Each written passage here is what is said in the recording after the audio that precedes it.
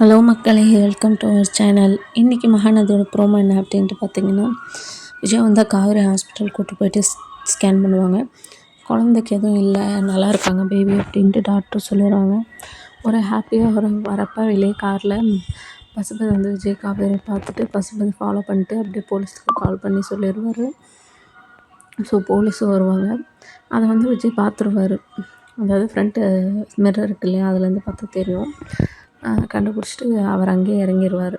அதாவது எப்படி யூட்டர்ன் எடுத்து இந்த மாதிரி பண்ணலாம் இறங்குவாங்கல்ல, இறங்கிட்டு காவேரி கார் ட்ரைவ் பண்ணிட்டு போனிடுவார். காவேரி ட்ரைவ் பண்ணிட்டு போவாங்க. அதுக்கப்புறம் வந்து போலீஸ் செக் பண்ணால் காவேரி இல்லை சார், அவர் வரல அப்படின்னு சொல்லிடுவாங்க.